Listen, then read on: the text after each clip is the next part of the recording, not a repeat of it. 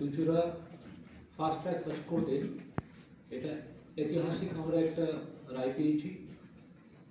2020 সালে অক্টোবর মাসে একটা বড় ক্রাইম ঘটে। সেই ক্রাইমে 8-9 জন ইনভলভ ছিলেন।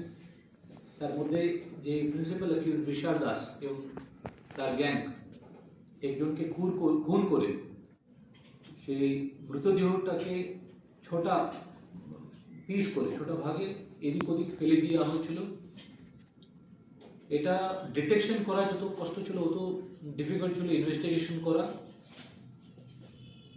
চন্দননগর পুলিশ কমিশনারেটের অফিসার কমল মহন্তি যে এখন ওসি প্যান্ডেল আছেন, উনি ওসি প্যান্ডেল আপনি এখানে চলে আসুন।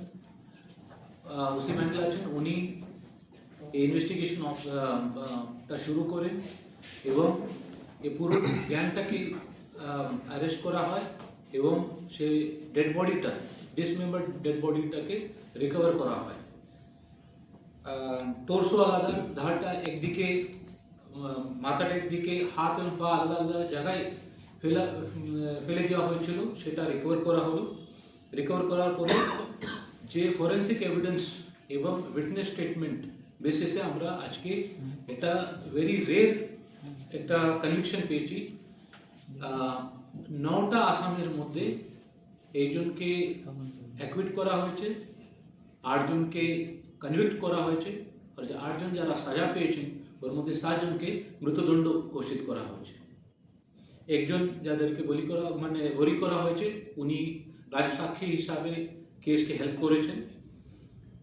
এই যে গ্যাং ছিল বিশাল দাস, বিপ্লব বিশ্বাস, রতিন সিং, কৃষ্ণ মন্ডল, বিনোদ দাস, রতন ব্যাপারী, রাজকুমার প্রামাণিক আর মন্টু ঘোষ, এদেরকে মৃত্যুদণ্ড দেওয়া হলো।